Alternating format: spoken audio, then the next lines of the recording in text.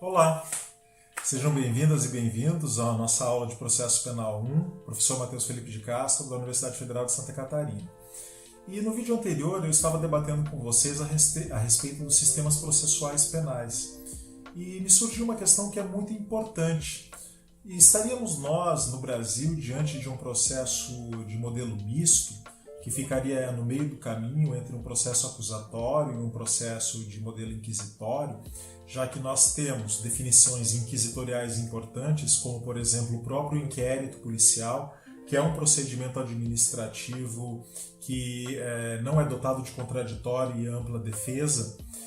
Estamos diante de várias definições do nosso Código de Processo Penal que conferem ao magistrado poderes de produção probatória e, por outro lado, temos alguns instrumentais de acusatoriedade, como o artigo 3A do Código de Processo Penal, como a separação entre o juiz e o promotor, essa separação de ordem subjetiva.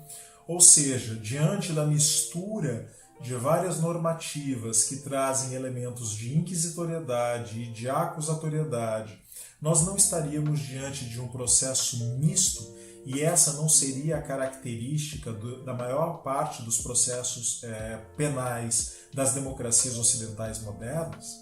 Eu quero dizer que não. O meu pensamento é que não, nós não temos um processo misto. E que, na verdade, o misto é uma forma de fugir a uma definição rigorosa da natureza do processo penal. Epistemologicamente falando, nós devemos procurar aí as preponderâncias sistêmicas. Epistemologicamente falando, não existe um processo misto.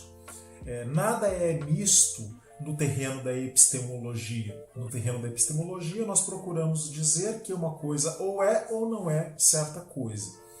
Então, o critério da preponderância sistêmica me parece o mais adequado. E por ele, nós vamos procurar entender o que prepondera dentro de um processo penal.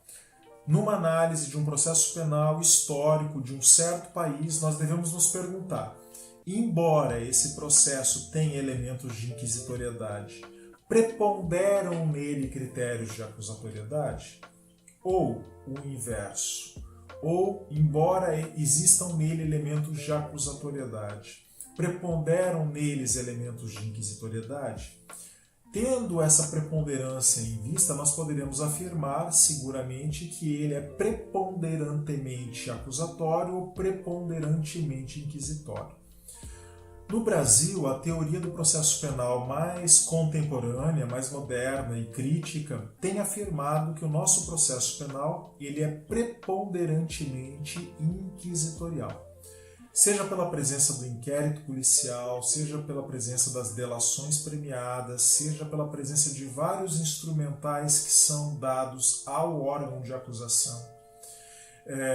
E também por esse poder que nós mencionamos do juiz produzir provas dentro do processo penal que acabam fazendo a suplência do Ministério Público. Portanto, eu quero dizer que no nosso pensamento, e quando eu falo nosso pensamento, eu estou me referindo aos autores mais contemporâneos, mais críticos do processo penal, não há que se falar aí num processo misto. E falar num processo misto é uma tentativa de fugir a um debate que está colocado, que é o da preponderância sistêmica e que é perigoso politicamente. Porque se é misto, então não precisa alterar nada. Não haveria necessidade de mexer no código para torná-lo melhor, e melhor no sentido de mais adaptado à Constituição.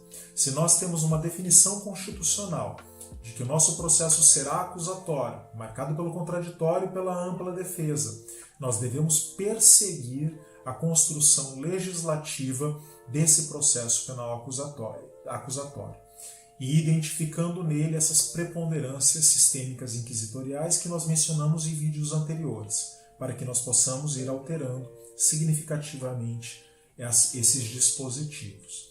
O misto é uma forma de fugir ao debate. E no nosso pensamento nós estamos aqui diante de um processo que ainda é preponderantemente inquisitorial e que precisa ser urgentemente adaptado à Constituição de 1988. Até o próximo debate.